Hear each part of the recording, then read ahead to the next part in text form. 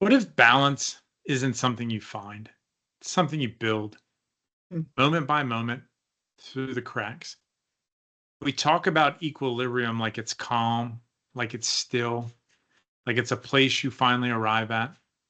But real equilibrium, it's forged in tension, it's shaped in the wobble, it's born in the scars, the late nights, the missteps, the moment when life knocked you down off center and you dared to recover.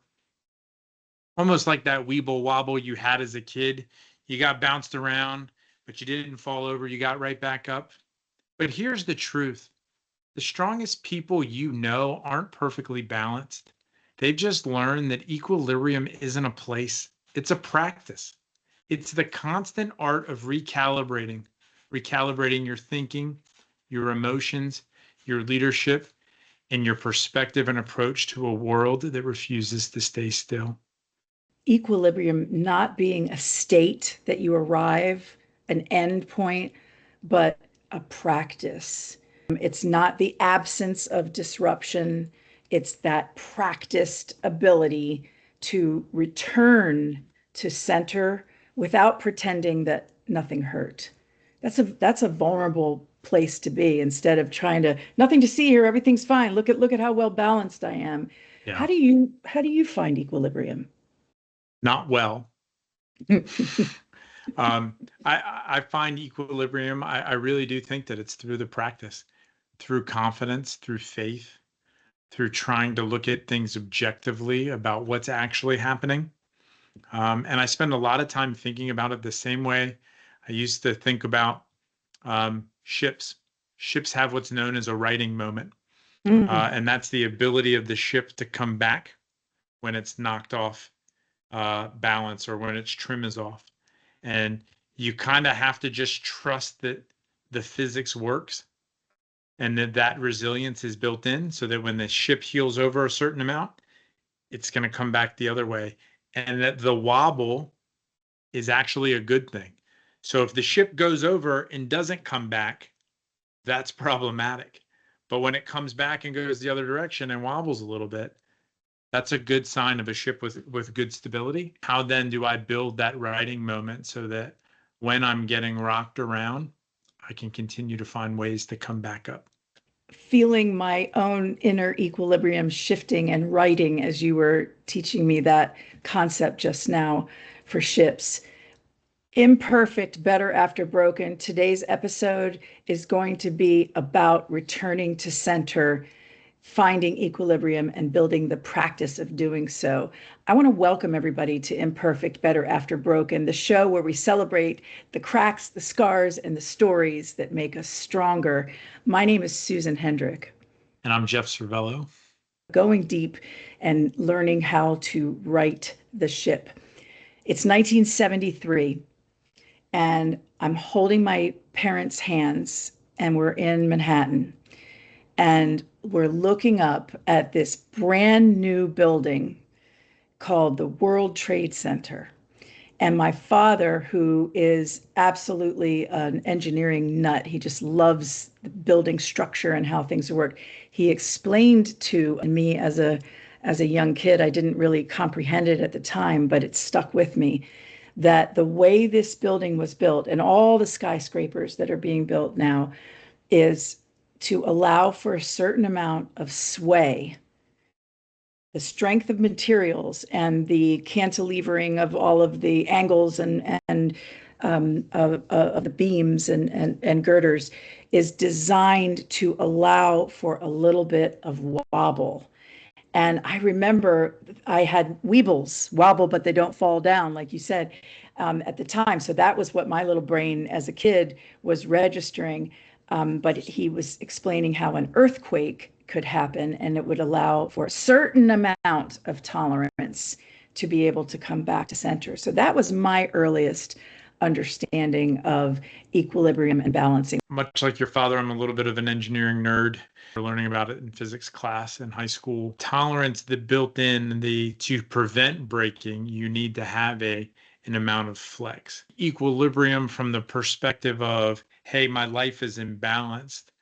I've learned anecdotally through the years of talking with people, and then again, We don't think about it in terms of that built-in wobble. We think about it in terms of perfect balance and esque precision on, landing and staying perfectly still.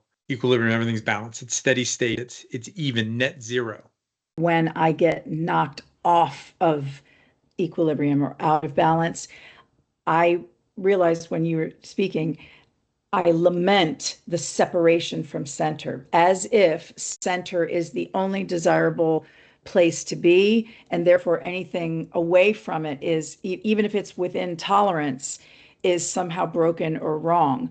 But what if the whole point of equilibrating or homeostasis, bringing back to center, is to create a system that intentionally not only is aware of the shifts and the wobbles, but embraces them and builds them into the experience? Wouldn't that be a kinder way of looking at our life challenges?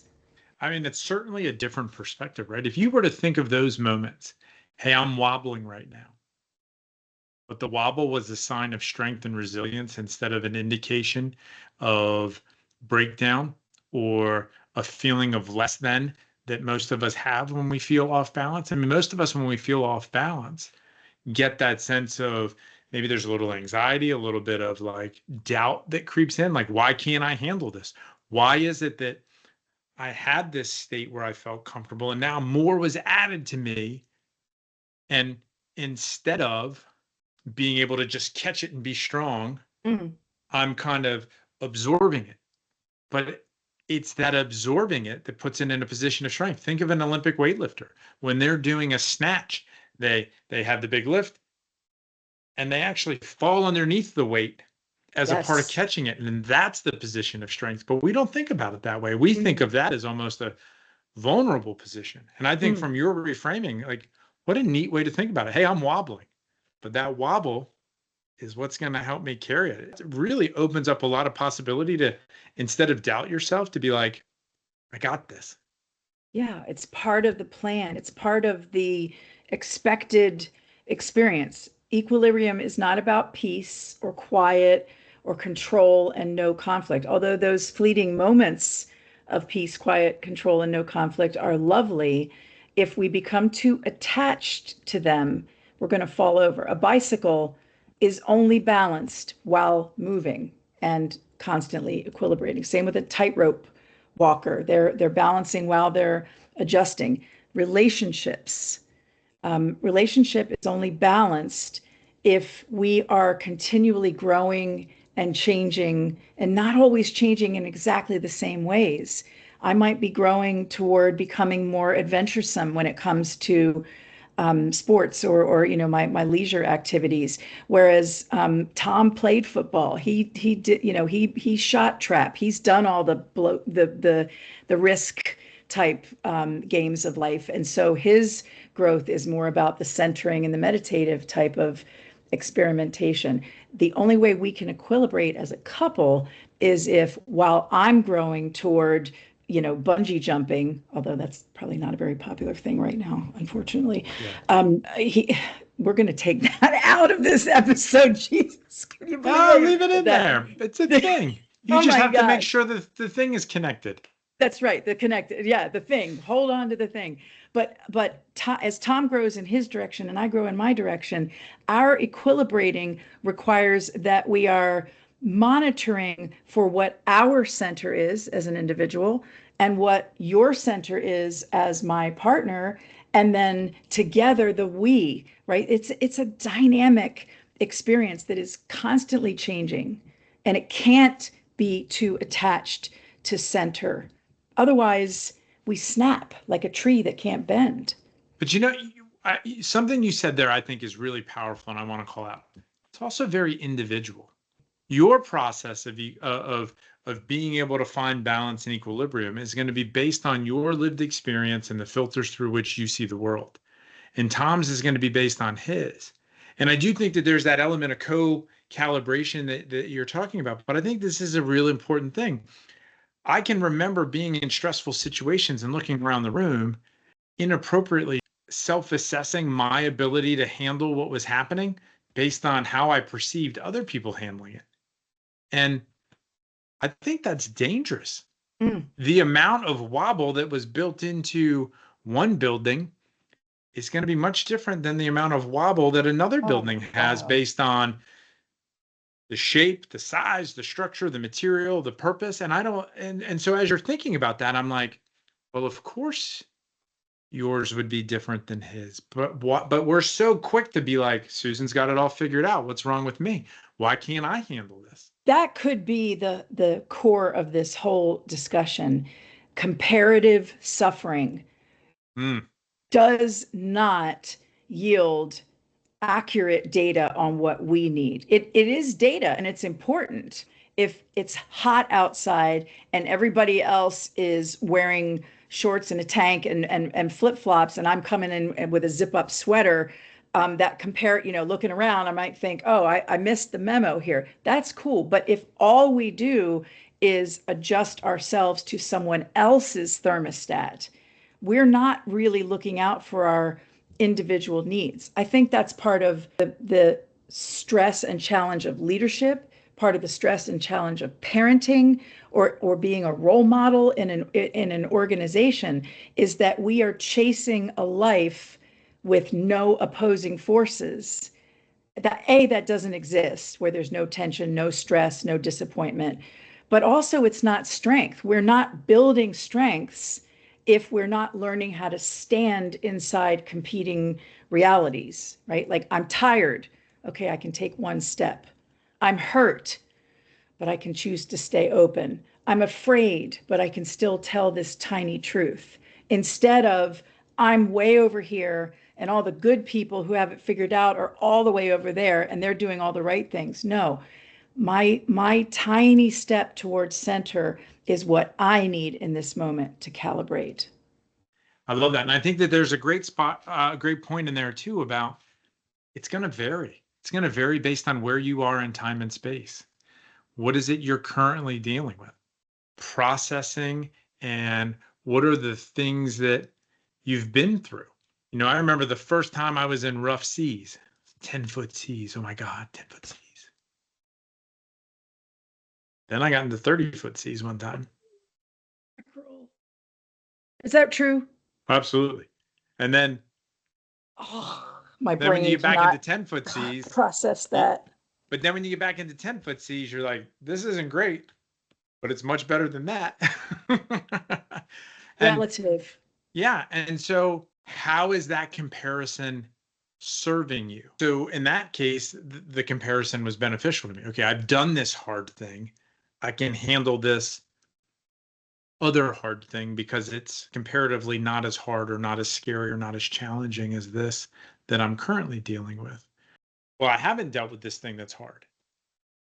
And I think maybe that's where our equilibrium gets challenged, is when we're paving new territory. I heard this quote one time: the hardest thing you've dealt with in your life, right, is always going to be the hardest thing, because by definition, you haven't experienced anything more difficult. And so there are going to be times where you are pushing yourself like, oh my God, this is the hardest thing I've ever done, until you've done it. And then the next thing will be, anybody who knows you will know that you push limits. You push limits for yourself, you push limits for the systems that you're in, and you push limits for the people you're responsible for or invested in. You pushed me this morning in a meeting. It's not that you're saying, I'm not good enough, you're not good enough, this isn't good enough. You're saying, this is the best we could have ever done, so now you can be on to pursuing the next experience, pushing those limits. I'm going to give you a crazy summary of what's happening in my life right now. I actually am in better equilibrium right now than in many times in my life. However, I'm going through the worst family health situation I've ever dealt with. In some ways, on the outside, life is harder than it's ever been. And yet I have a strong sense of equilibrium because of the partnership that I have with Tom, chief of which, but also my work situation. I feel so blessed and lucky to work for and with, amazing people who push limits and who give grace at the same time. So sometimes we can be doing great and be totally in equilibrium. Also, we can be facing the hardest things and be in equilibrium. It is about your relative contextual perception of your ability to wobble and return to center within the tolerance that we develop for ourselves. And may we expand that tolerance to allow more risks or more learning in life, but always know where our limits are. Thank you so much for sharing that. I appreciate your vulnerability and sharing that with me and with the audience. One, I think when people are selflessly share like you just did, it gives other people permission to say, it's okay. Mm. It's okay to feel challenged. It's okay. And it's also okay to be hopeful that I'm wobbling, but it'll maybe balance out at some point. So thank you. Oh, could you put a word in upstairs on that one directly? I'll take it. I'm proud that I'm balancing, but man, I could use some smooth, glassy sea right now. I can imagine. And when it comes, it'll be all that much better because you've endured these tumultuous seas. 30, these are my 30-foot waves. And I really, that is such a powerful metaphor. Okay, control freaks out there like myself. I'm a fixer, I'm a problem solver. You bring me your worst, most gnarly, tangled up mess, and I'll help you untangle it. So, what do we do to create equilibrium when we can't control the external circumstances? I love this question. And I think that this is a really neat thing. I think one, we look inward. Who are we? What's our structure? What are our materials? What are our guy wires? So think of a big radio antenna. What are the guy wires that are on or that we can attach to that can balance us? I had this conversation with a friend of mine, a gentleman by the name of Dave, the other day. And I actually twice this week I had it. And then with my mentor, Gene, yesterday, we were talking. The mission of the United States Naval Academy is to develop midshipmen morally, mentally, and physically, to imbue them with the highest ideals of blah, blah, blah, blah, blah, right? But morally, mentally, and physically. And for years, it was just something I remembered because they made me. Shout out to the Naval Academy's newest class who had I Day this week. Good luck. But morally, mentally, physically, having those wires, if you have a moral practice in your life, for me, that's my faith. If you have a mental practice, I like to read, listen to podcasts, learn, have these wonderful conversations with people who challenge my perspective. And then physically, going for walks, doing breathing exercises, working out, playing golf, whatever they may be. When you have those things that can ground you when you wobble, I think that's how you build the ability to rebalance, because you're never going to always be balanced. So then the question I think is not how do you build balance? It's how do you build in support when the instability comes? Yeah. If we all right now had to take out a piece of paper or our digital note-taking app and write down what are our go-to rebalancing coping mechanisms. Sometimes we go quiet, sometimes we get loud, sometimes we need to meditate, sometimes we need to go for a run, sometimes we, just a cool glass of water can help. I love the moral, mental, and physical. We now know that you can cross-pollinate solutions to problems. In fact, the polyvagal theory that is all about our physical ability to regulate our nervous system. We are no longer constrained by the thought that you have to go in on a physical solution to a physical problem. So the idea is know thyself, know what your triggers are that get you out of balance, and know how to develop those coping mechanisms that bring you back into balance, not the state of balance, but the practice of balance. And we can do that in peacetime. We don't have to be out on rough seas. We can think about what would you do right now if there was a fire alarm. We can do drills. You don't have to be in that state of suffering in order to prepare for. So what are some of your ways of returning to equilibrium when you get out of balance? And I know golf is going to be like the first and the fifth and the 56th one on your list. My first one is the rosary. Beautiful. Right? All of the things that we're talking about are right behind me, right? So I've got a set of rosary beads right there, ready to go. I've got a golf club trainer right there, ready to go. And I've got pictures of my family. Those are probably my most significant resources. I love that you brought up the polyvagal theory. I think we've talked about it before. I love the physiological sigh as a quick way to buy myself capacity. For those who aren't aware, right? It's a deep breath in through your nose. When you get to the top, you take a little bit more. And then, and a couple, 2 or 3 of those, either very big or even just small breaths, can really be significant to buying some capacity and clarity. So those are my big ones: breath work, prayer, focusing on the things that are important and ground me, and as deep into golf as I can go. I just took a cue from you on something I'm going to do to shore up my coping mechanisms. You literally could turn around in your space right now and point to your rosary, your golf club, your picture of your family. Like you have, like Batman has a utility belt where at hand's reach are all the things he needs to cope. I don't have that set up right now. I've got my rosary, also family and supports and friends, and the practice of breathing. For me, I cannot believe how significant breathing can be. The Navy, you guys figured it out long before the rest of the world did with the physiological sigh.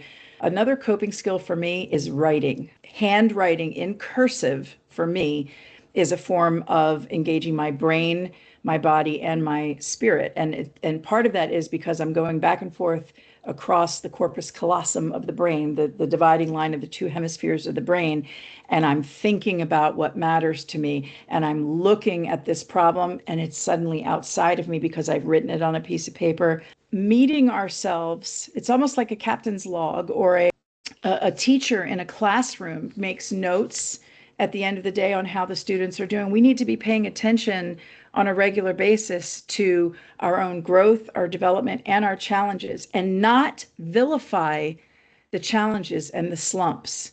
Meet yourself in that challenge or slump and know that you're there for a reason. You're there to learn something. Questions to ask yourself: if you are out of balance, what could this season be teaching me? What am I afraid of losing? What am I trying to control?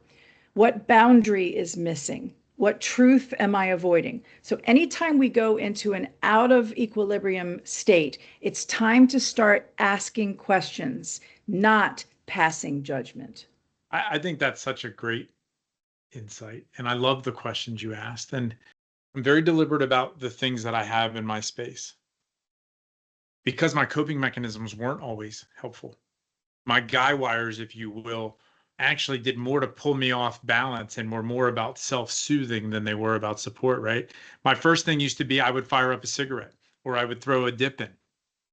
I know other people who think, I need a drink. And I think that there is an opportunity when you are in these storms of life to take stock of how the things are helping you or how they're influencing you, right? Do I have the weight properly distributed so that I can come back to center, right? Metaphorically speaking, are the practices in my life helping me, or are they hurting me? Or are they just kind of, am I just soothing myself? And there's a difference between balancing and soothing. Doom scrolling, soothing. Without a doubt. Right? Man. Going for a nice long walk and thinking through a problem and giving yourself space, that's coping, right? One's delusional, the other's productive. Soothing versus solving. Mm-hmm. Destructive or delaying of equilibration versus addressing moving forward. Is there a space for soothing? Is there a space for temporarily allaying our anxieties and not yet solving, but just kind of, I guess the word is wallowing? Is there room for that? Yeah, I think so. When we talk energy levels, right? The level 1 or level 2 energy, I think there is a space for wallowing. You ever had one of those days where like I'm not getting out of my sweats? I'm ordering whatever my guilty pleasure takeout DoorDash delivery is, and I'm gonna watch, for me, maybe it's Sopranos or Band of Brothers, or right, like I'm gonna watch the show I've watched 30 times, and I'm just gonna sit with whatever it is, and then I'm gonna face the world when I'm ready. And I think that that's okay if you know you're doing it on purpose, and you're able to get to a point where, okay, I've had my takeout. I've sat through 4 hours of this thing. Now I got to put my big boy pants on and go face the world, as opposed to I can't possibly deal with this, so I'm going to bury my head in the sand. Right? One's transitional. We all have those rituals before we start our day, Mm-hmm.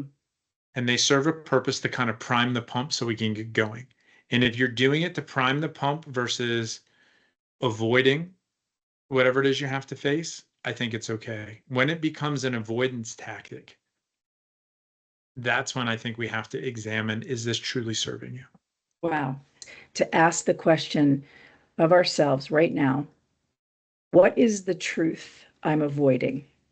Every once in a while, do an audit of your habits. Which ones are serving me and which ones are constraining me? What's your best habit that gets you, like, what's your thing that you do in a stressful period? Let's say in the middle of a work day. What do you do to get back into equilibrium? I'm laughing because it generally involves like muttering 4-letter words to myself. I may have witnessed Yeah, to a time yeah, or two. yeah. It's like the old joke, why do they call it golf? Because the F word was taken, right? Now, it used to be muttering those words. Now I find, small prayers to myself, small breaths. If it's really bad, the rosary.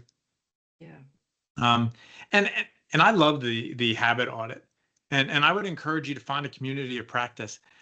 So I have an old guy group chat. It's some guys from my fantasy football league, and in fact, we were talking about this very topic this morning, where I told them, I said, hey, I deleted Instagram, taking a break. I'm gonna do at least a week off of Instagram, because we send memes and dumb Yes. stuff as in recipes and weird stuff, right? Like it's a really weird group chat. Like it's peak old man group chat stuff, right?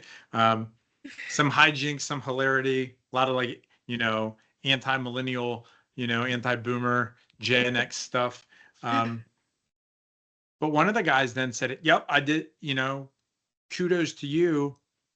My wife and I just started putting our cell phones in the bathroom every night at 8 p.m.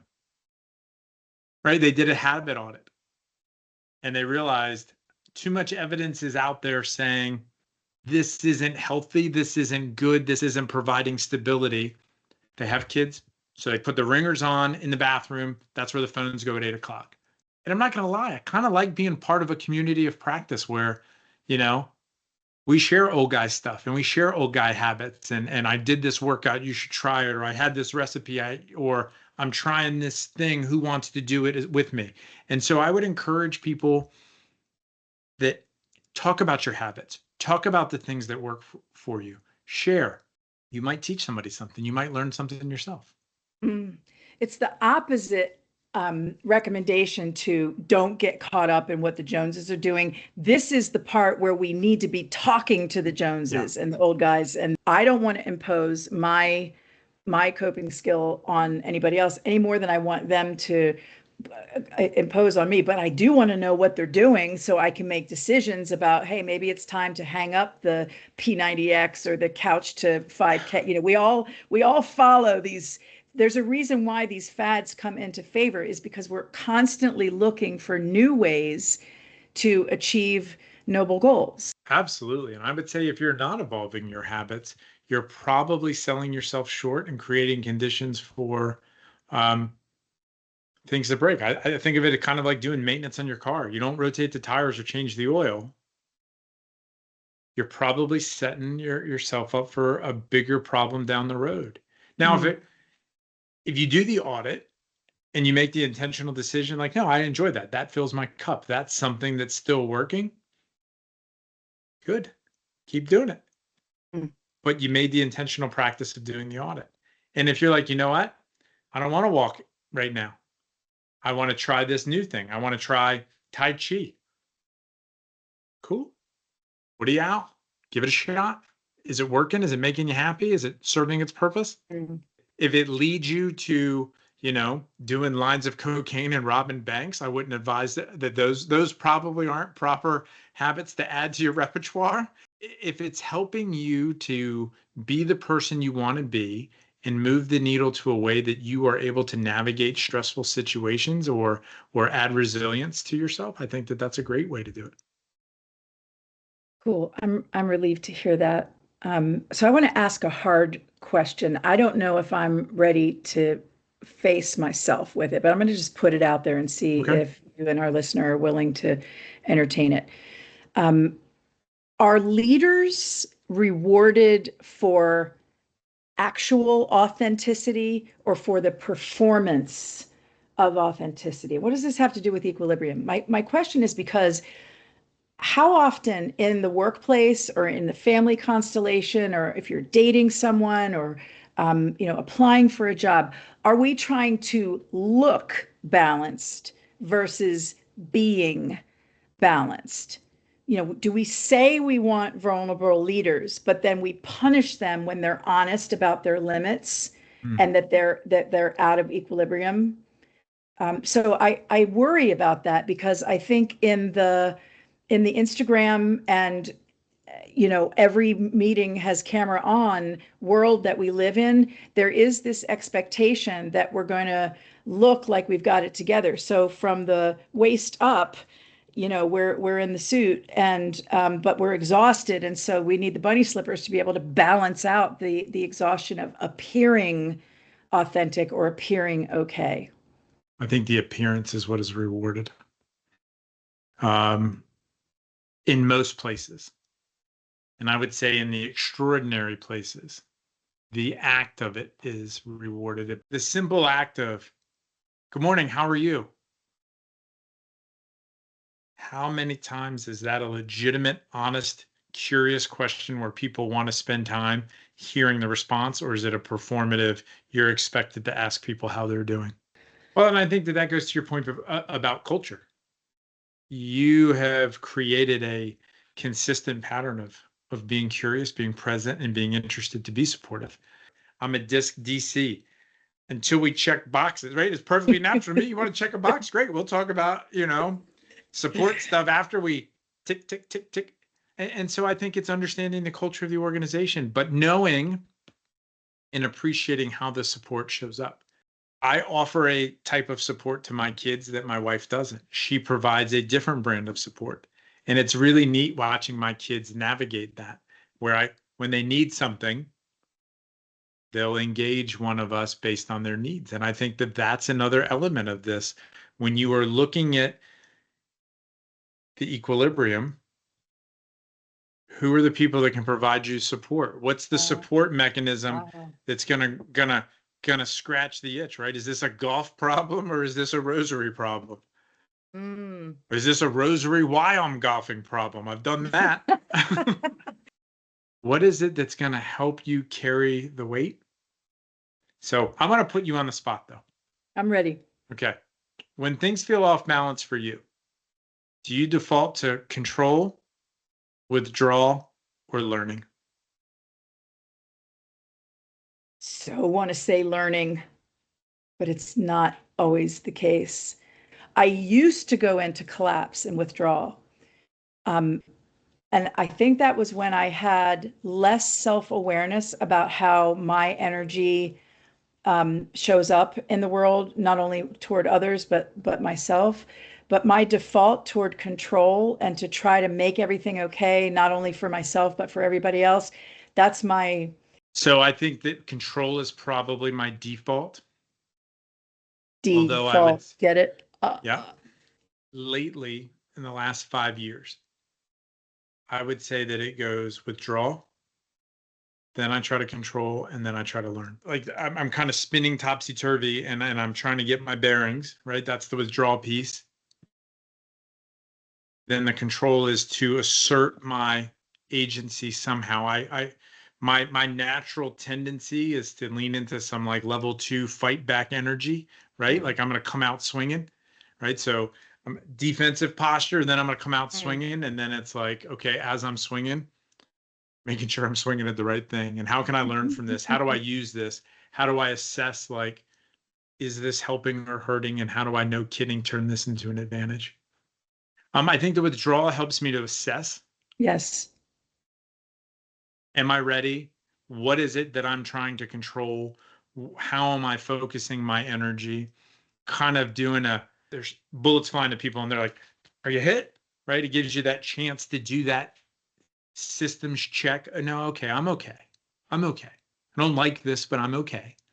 And then from there, if I'm okay, how do I begin to move forward? Because I do think that there's a lot of freedom. Like I went through a professionally challenging time a couple of years ago.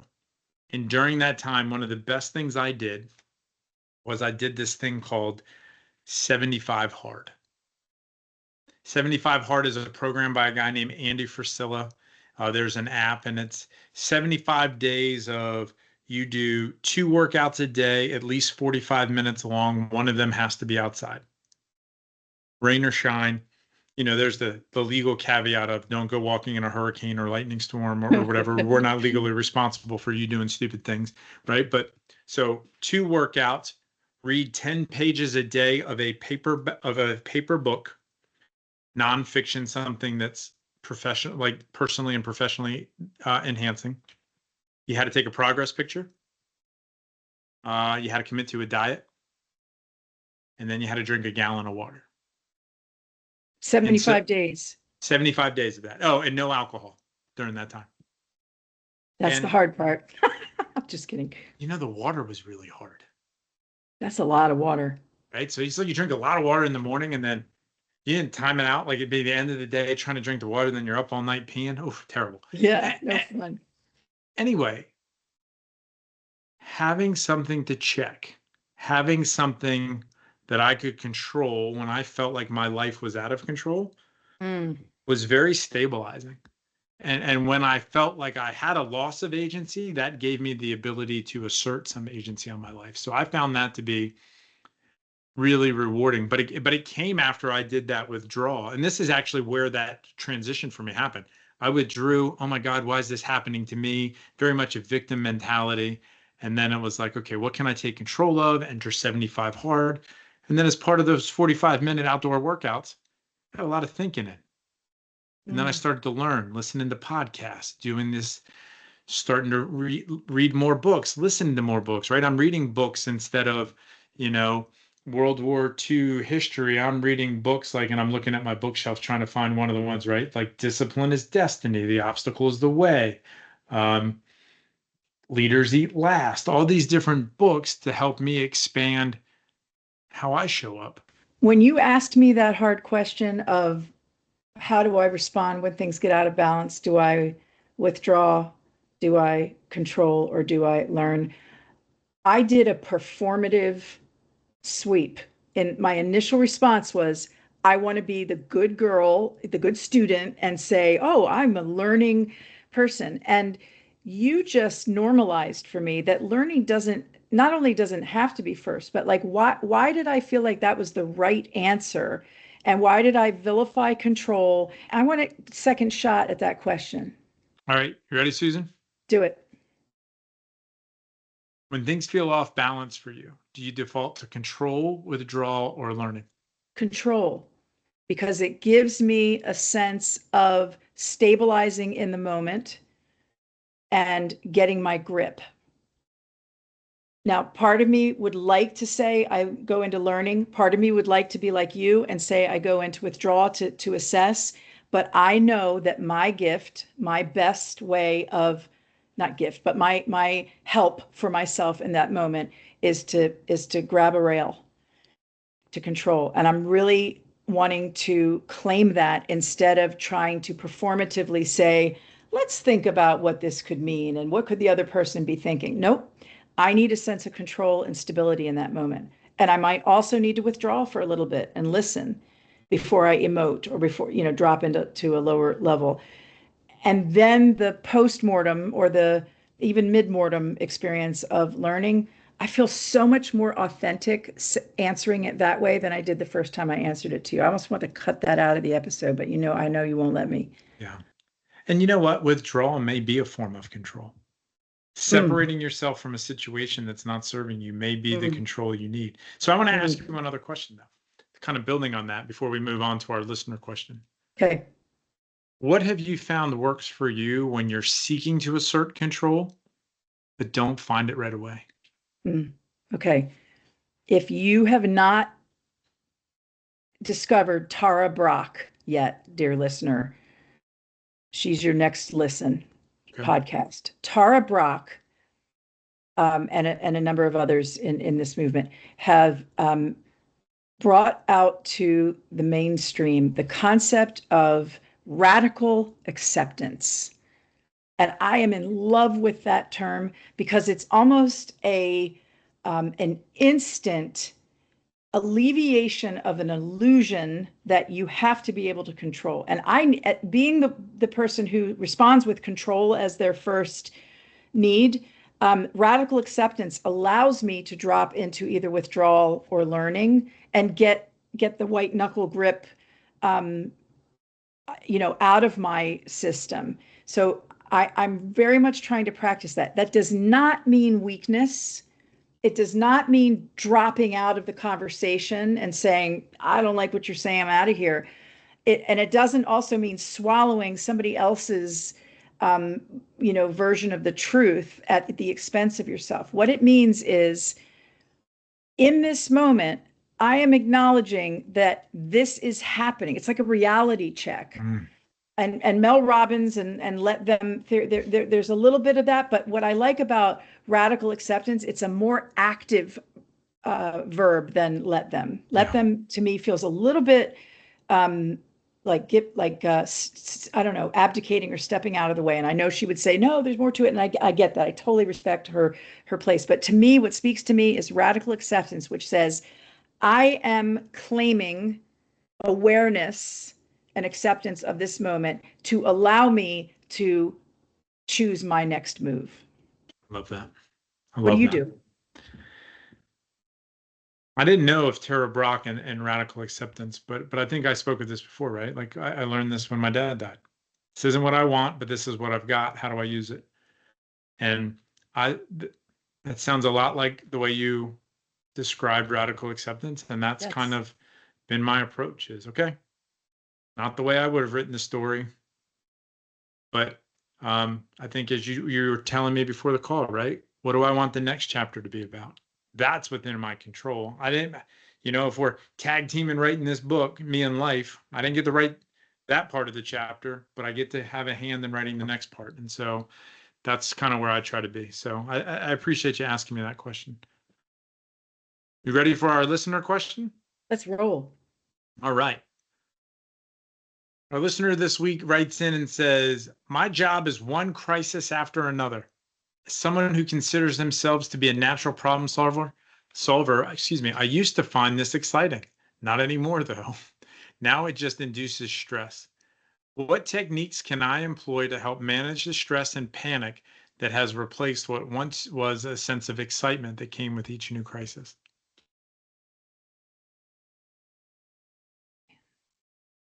So relatable. Yeah. Yeah, isn't it? The dopamine hit of, Susan, we need you. Oh, here I come with my cape. Yeah. So employing techniques to manage the stress and panic that has replaced the excitement. Just acknowledging that is so powerful to say, oh, you know what, this goes back to what we were talking about earlier about evolving. P90X worked until it didn't. Yeah. Hard 75 hard might turn into 45 hard, Yeah. into doing something differently. So you're already on your way if you're recognizing that the dopamine isn't working anymore. What are your thoughts on what to do? So I think first of it, I would offer conduct an assessment. How much of this is a function of your job and how much of this is a structural problem, right? If you're an emergency room doctor, you're probably always going to have a level of crisis. Yep. If you're a police officer, you're probably always going to have it. If you work in manufacturing and you're always having crisis, that's probably a level of self-induced jackassery that you could engineer out of the problem. And so then I would assess, where is it? Is it a problematic, or is it a programmatic or structural issue that's causing the crisis? And if it's something you can address by taking a different approach, then I would try to engineer the crisis out of it. If it's part of the natural process because you're a first responder or in one of those high stress jobs. But you touched on this before. I would seek out a moral, mental, or physical practice that you can build into your repertoire before the crisis comes, so that when the crisis comes, Yes. you're more stable. I think of it as learning to take a punch before you get into a boxing ring. Man. New research is out on this very topic, and I love your the last piece of what you just said about rehearsal before it comes. And in psychology, in therapy, there's something called successive approximations or graduated exposure. When someone has a phobia of snakes, they can't be in the same town as a snake. Well, you don't start by like jumping into a snake pit to deal with it. You kind of slowly practice looking at a drawing of a snake and then visiting a herpetarium. It sounds like a STD. I don't know. But anyway.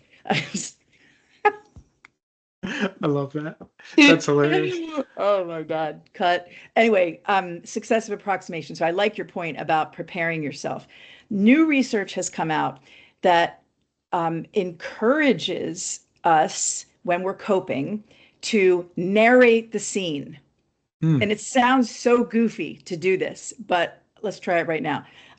Susan is very stressed out because the hospital that is taking care of her family member is taking too long to respond to what she considers to be a crisis. What is Susan going to do? Susan's going to get up and go outside before she says something she regrets. Like, I know how corny that sounds, but narrating what's happening is giving yourself a form of distance, putting yourself in the movie and you as the director of the movie, which is a form of cognitive distancing from the amygdala hijack that's happening in the moment. So what's your one takeaway for our listeners? We're wrapping up today. Equilibration is a practice. You taught me that, rather than a state. What's Love yours? That. Be a weeble wobble. Yeah. It's okay to wobble. And even if you fall down, you'll bounce back up, but build the habits in that help you to kind of stay centered and stay balanced and assess them. So build good habits that help you handle the flex and build flex into your life. Is this where we cue Chumbawamba? I think so. Jeff, this was an awesome discussion. I hope that our listener can think of ways to re-equilibrate their lives and maybe even share this episode with somebody who they know is seeking balance and give them that permission to think about how to do it. Come back next week, every week, right here on Imperfect, Better After Broken. I'm Susan Hendrick. And I'm Jeff Servello. Thanks for joining us. We'll see you next time. I get knocked down. Yes, that's it. Right? We're wobbling. We better end this before my corny factor gets out of control.